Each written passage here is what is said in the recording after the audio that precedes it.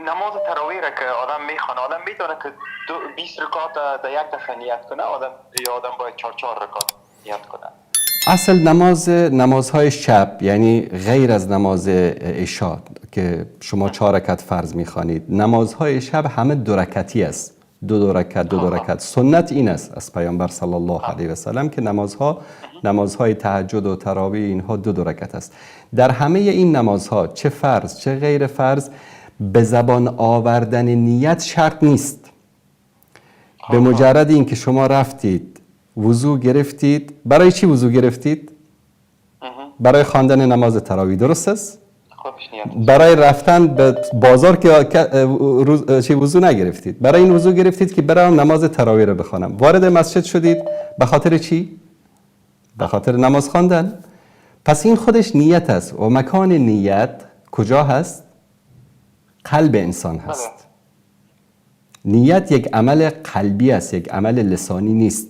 در بعضی از عبادت ها مانند حج سنت است که انسان تلبیه بگوید، نیت را به زبان جاری بکند، اما در نماز نیت کردن به زبان شرط نیست. همین که انسان در قلبش نیت کرده است که ایستاده شده است و نماز ظهر میخواند، نماز صبح میخواند یا نماز مستحب و نفل و سنتی میخواند، این خودش نیت است. به زبان آوردن حتی بعضی از علما میگن بدعت است، یعنی جایز نیست. بسیار خوب. و در مسجد که آدم که میره، آدم نماز سنت یا نفل که میخونه، اقامه که داده میشه، آدم باید از دفعتا نماز خود استاپ کنه یا آدم میتونه که؟ بله، اگر شما مثلا نماز الله اکبر گفتید میخواید سنت بخوانید، نماز تکبیر نماز فرض رو دادن، اگر نماز صبح هست سعی کنید سریع 2 رکعتتان را بخوانید، بعد از اون برید به جماعت استاد بشید. اما بقیه نمازها نفل میخواید بخوانید، مستحب میخواید بخوانید، به مجردی که برای نماز فرض قامت گفته شد نمازتان را قطع بکنید و برید به صف جماعت بپیوندید.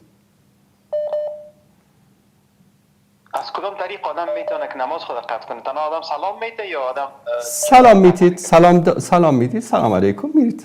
اگر در رکوع باشید، در سجده باشید، بلند میشید میرید چون که وقتی که در حدیث صحیح رسول الله صلی الله علیه و سلم میفرمایند هیچ نماز دیگری در وقتی که برای نماز فرض اقامت گفته میشود وجود ندارد الا در نماز صبح.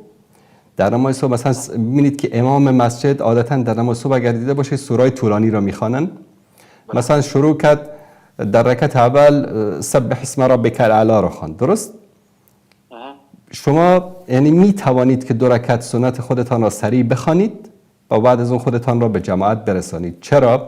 چون 2 رکعت سنت نماز صبح رسول الله صلی الله علیه و سلم هیچ وقت در حضر و سفر ترک نکردند و بسیار تاکید شده است بر آن.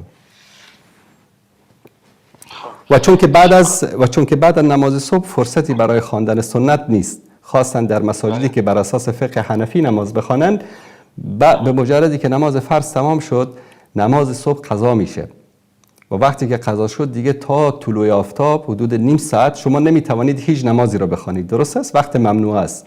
به خاطر همین سنت رو قبل از نماز فرض صبح خواندن بهتر است.